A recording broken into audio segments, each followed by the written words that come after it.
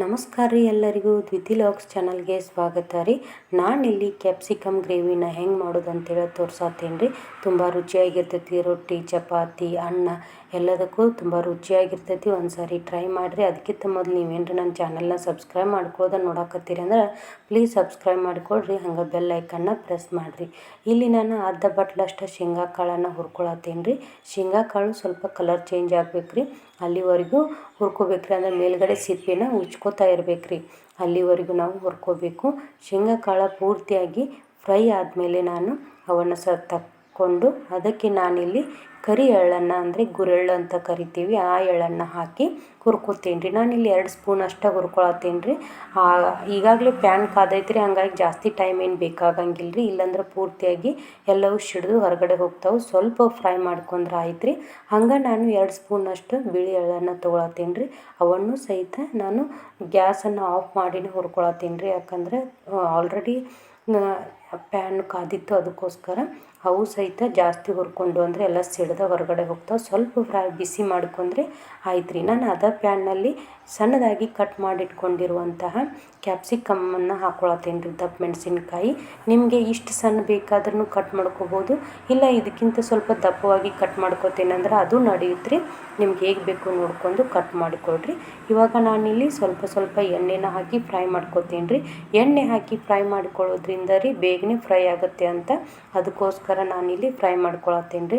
ನಾನಿಲ್ಲಿ ಹಿಂದಿನ ವಿಡಿಯೋದಲ್ಲಿ ಕ್ಯಾಪ್ಸಿಕಮ್ ಅಂದರೆ ದಪ್ಪ ಮೆಣಸಿನ್ಕಾಯಿ ಎಣ್ಣೆಗಾಯಿ ಹೆಂಗೆ ಮಾಡೋದು ಅಂತೇಳಿ ತೋರಿಸಿದ್ದೀನಿ ರೀ. ಬೇಕಿದ್ದರೆ ಅದನ್ನು ಲಿಂಕ್ ಡಿಸ್ಕ್ರಿಪ್ಷನ್ ಬಾಕ್ಸ್ನಲ್ಲಿ ಕೊಟ್ಟಿರ್ತೀನಿ, ವಿಡಿಯೋ ಹಾಗೆ ಕಮೆಂಟ್ಸ್ನಲ್ಲಿ ಪಿನ್ ಮಾಡಿರ್ತೀನಿ, ನೋಡಿ ಬೇಕಿದ್ದರೆ. ಸ್ವಲ್ಪ ಎಣ್ಣೆನ ಹಾಕಿ ಹುರ್ಕೋತಾ ಇದ್ದೀನಿ ರೀ. ಚೆನ್ನಾಗಿ ಹುರ್ಕೋಬೇಕ್ರಿ. ಸ್ವಲ್ಪ ಹಸಿ ವಾಸನೆ ಹೋಗಬೇಕು, ಹಾಗೆ ಕಲರ್ ಸ್ವಲ್ಪ ಚೇಂಜ್ ಆಗಬೇಕು ರೀ, ಅಲ್ಲಿವರೆಗೂ ಹುರ್ಕೋಬೇಕು. ನಾವು ಚೆನ್ನಾಗಿ ಹುರ್ಕೊಲಿಲ್ಲ ಅಂದರೆ ಏನಾಗುತ್ತೆ ಅಂದರೆ ಪಲ್ಯ ಅಷ್ಟೊಂದು ರುಚಿಯಾಗಿ ಅನಿಸೋದಿಲ್ಲ, ಸಪ್ಪೆ ಅನಿಸೋಕ್ಕೆ ಸ್ಟಾರ್ಟ್ ಆಗುತ್ತೆ ರೀ. ಅದಕ್ಕೋಸ್ಕರ ಪೂರ್ತಿಯಾಗಿ ಹುರ್ಕೋಬೇಕ್ರಿ. ನೋಡಿರಿ, ಈ ಹದಕ್ಕೆ ಬರಬೇಕು, ಅಲ್ಲಿವರೆಗೂ ಹುರ್ಕೋಬೇಕು. ಇವಾಗ ನಾನಿಲ್ಲಿ ಇವು ಚೆನ್ನಾಗಿ ಹುರಿದಿದ್ದಾವ್ರಿ. ಇದನ್ನು ಒಂದು ಪ್ಲೇಟ್ನಲ್ಲಿ ತಕ್ಕೋತೀನಿ ರೀ. ಪ್ಯಾನ್ನಲ್ಲಿ ಒಗ್ಗರ್ಣಿನ ಹಾಕ್ಕೋತೀನಿ ರೀ. ಯಾಕಂದರೆ ಆಲ್ರೆಡಿ ಅದು ಪ್ಯಾನ್ ಕಾದೈತಿ, ಅದಕ್ಕೋಸ್ಕರ ಅದ ಪ್ಯಾನ್ನಲ್ಲಿ ನಾನು ಒಗ್ಗರ್ಣಿನ ಹಾಕ್ಕೋತೀನಿ ರೀ. ಇವಾಗ ನಾನಿಲ್ಲಿ ಸ್ವಲ್ಪ ಎಣ್ಣೆನ ಹಾಕ್ಕೋತೀನಿ ರೀ. ಎಣ್ಣೆ ಕಾದ ನಂತರ ಅದಕ್ಕೆ ನಾನಿಲ್ಲಿ ಒಗ್ಗರಣೆ ಸಾಮಾನಾದಂಥ ಸಾಸಿವೆ, ಹಾಗೆ ಜೀರಿಗೆ ಹಾಕ್ಕೊಂಡು ಅವು ಚಿಟಪಟ ಅಂದಮೇಲೆ ಸಣ್ಣದಾಗಿ ಕಟ್ ಮಾಡಿಟ್ಕೊಂಡಿರುವಂತಹ ಉಳ್ಳಾಗಡ್ಡಿನ ಹಾಕ್ಕೋತೀನಿ ರೀ. ತುಂಬ ರುಚಿಯಾಗಿರ್ತೈತೆ ರೀ. ಒಂದೇ ಥರ ಪಲ್ಯ ಅಥವಾ ಗ್ರೇವಿ ತಿಂದು ನಿಮಗೆ ಬೇಜಾರಾಗಿದ್ದರೆ ಈ ಥರನಾಗಿ ನೀವು ಕ್ಯಾಪ್ಸಿಕಮ್ ಗ್ರೇವಿನ ಒಂದು ಸಾರಿ ಟ್ರೈ ಮಾಡಿರಿ. ಎಲ್ಲದಕ್ಕೂ ರುಚಿಯಾಗಿರ್ತೈತೆ ರೀ. ಮತ್ತು ಮನೆಯಲ್ಲಿ ಮತ್ತೆ ಬೇಕು ಅಂತ ಹೇಳಿ ಮಾಡಿಸ್ಕೊಂಡು ತಿಂತಾರೆ, ಅಷ್ಟು ರುಚಿಯಾಗಿರ್ತೈತೆ ರೀ. ಇಲ್ಲಿ ನಾನು ಸಣ್ಣದಾಗಿ ಕಟ್ ಮಾಡಿಟ್ಕೊಂಡಿರುವಂತಹ ಉಳ್ಳಾಗಡ್ಡಿನ ಹಾಕ್ಕೊಳತ್ತೀನಿ ರೀ. ಒಂದು ಉಳ್ಳಾಗಡ್ಡಿ ಹಾಕ್ಕೊಂಡೀನಿ ರೀ. ನೀವು ಉಳ್ಳಾಗಡ್ಡಿ ಪೂರ್ತಿಯಾಗಿ ಫ್ರೈ ಆಗೋವರೆಗೂ ಅದನ್ನು ಬೇಯಿಸ್ಕೋಬೇಕು. ಹಾಗೆ ಸಣ್ಣದಾಗಿ ಕಟ್ ಮಾಡಿ ಇಟ್ಕೊಂಡಿರುವಂತಹ ಟೊಮೆಟೊನ ಹಾಕ್ಕೊಳತ್ತೀನಿ ರೀ. ನಾನಿಲ್ಲಿ ದೊಡ್ಡದಿತ್ತು ಅಂದರೆ ಅರ್ಧ ಹಾಕ್ಕೊಳ್ರಿ, ನಾನಿಲ್ಲಿ ಸಣ್ಣದಿತ್ತಂತ ಒಂದಿನ ಹಾಕ್ಕೊಂಡೇನು.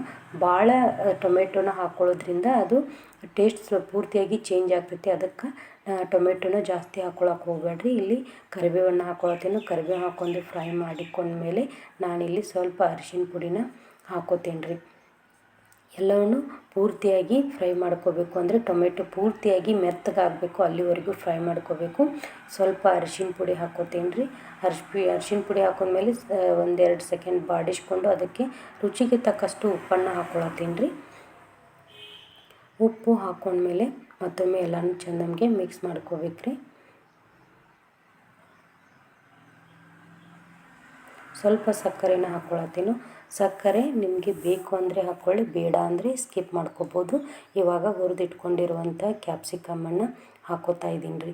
ಎಲ್ಲನೂ ಚೆಂದಂಗೆ ಒಗ್ಗರಣೆ ಒಳಗೆ ಮಿಕ್ಸ್ ಮಾಡ್ಕೋಬೇಕ್ರಿ. ನಾವು ಎಷ್ಟು ಚೆನ್ನಾಗಿ ಮಿಕ್ಸ್ ಮಾಡ್ಕೊಂಡು ಅದನ್ನು ಎಣ್ಣೆಯಲ್ಲಿ ಬೇಯಿಸ್ಕೊತೀವಲ್ರಿ, ಪಲ್ಯ ಅಥವಾ ಗ್ರೇವಿ ಅಷ್ಟು ರುಚಿಯಾಗಿ ಬರ್ತೈತೆ ರೀ. ನಮ್ಮ ಮನೆಯಲ್ಲಿ ಎಲ್ಲರೂ ತುಂಬ ಇಷ್ಟಪಟ್ಟು ತಿಂತಾರೆ ರೀ, ಅದಕ್ಕೆ ಮಾಡ್ತಾಯಿದ್ದೆ. ಹಾಗೆ ನಿಮಗೆ ತೋರಿಸ್ಬೇಕು ಅಂತಲೂ ವಿಡಿಯೋ ಮಾಡಿಕೊಂಡೆ.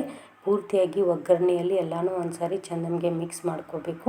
ಮಿಕ್ಸ್ ಮಾಡಿಕೊಂಡು ಒಂದು 2-3 ನಿಮಿಷದಷ್ಟು ಲೋ ಫ್ಲೇಮಲ್ಲಿ ಪ್ಲೇಟ್ ಮುಚ್ಚಿ ಬೇಯೋಕ್ಕೆ ಇಡಬೇಕು. ಯಾಕಂದರೆ ಉಪ್ಪು ಖಾರ ಎಲ್ಲವೂ ಒಗ್ಗರಣೆಯಲ್ಲಿ ನಾವು ವಿತೌಟ್ ನೀರನ್ನು ಹಾಕ್ಕೊಳ್ಳೋದೆ ಬೇಯಿಸ್ಕೊಳ್ಳೋದ್ರಿಂದ ಎಲ್ಲವೂ ಚೆನ್ನಾಗಿ ಹೊಂದ್ಕೊಳ್ಳುತ್ತೆ ಅಂತ.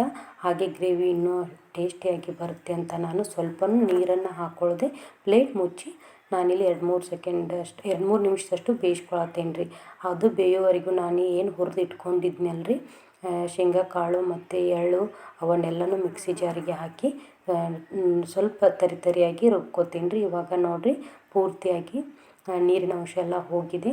ಇವಾಗ ನಾನಿಲ್ಲಿ 1 ಗ್ಲಾಸ್ನಷ್ಟು ನೀರನ್ನು ಹಾಕ್ಕೋತೀನಿ. ನಿಮಗೆ ಗ್ರೇವಿ ಇನ್ನೂ ಜಾಸ್ತಿ ತೆಳುವಾಗಿ ಬೇಕಂದರೆ ನೀವು ಇನ್ನೂ ಜಾಸ್ತಿ ನೀರನ್ನು ಸಹಿತ ಹಾಕ್ಕೋಬೋದು.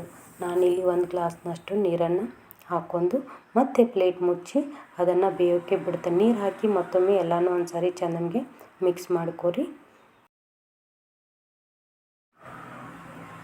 ಇವಾಗ ನಮ್ಮ ಗ್ರೇವಿ 25% ರೆಡಿಯಾಗಿದೆ. ನಾನೇನು ಹುರಿದ ಪೌಡ್ರ್ ಮಾಡಿ ಇಟ್ಕೊಂಡಿದ್ನಲ್ರಿ ಅದನ್ನು ಪೌಡ್ರನ್ನು ಹಾಕ್ಕೊಂಡು ಎಲ್ಲನೂ ಒಂದು ಸಾರಿ ಚೆನ್ನಾಗಿ ಮಿಕ್ಸ್ ಮಾಡ್ಕೊಂಡ್ರೆ ನಮ್ಮದು ಗ್ರೇವಿ ರೆಡಿ ಆಯಿತು. ಮತ್ತೊಮ್ಮೆ ಪ್ಲೇಟ್ ಮುಚ್ಚಿ 1-2-3 ನಿಮಿಷದಷ್ಟು ಬೇಯಿಸ್ಕೊಂಡ್ರೆ ನಮ್ಮ ಗ್ರೇವಿ ರೆಡಿ ಆಗುತ್ತೆ. ಅನ್ನ, ರೊಟ್ಟಿ, ಚಪಾತಿ ಎಲ್ಲದೊಂದಿಗೂ ರುಚಿ ಅನಿಸುತ್ತೆ.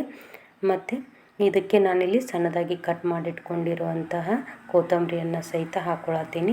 ನೀವು ಬೇಕಿದ್ದರೆ ಇದಕ್ಕೆ ಹುಣಸೆ ರಸನೂ ಹಾಕ್ಕೋಬೋದು. ನಾನಿಲ್ಲಿ ಟೊಮೆಟೊ ಹಾಕ್ಕೊಂಡಿದ್ದೆ ಅಂತ ನಾನಿಲ್ಲಿ ಹುಣಸೆ ರಸನ ಹಾಕ್ಕೊಂಡಿಲ್ಲ.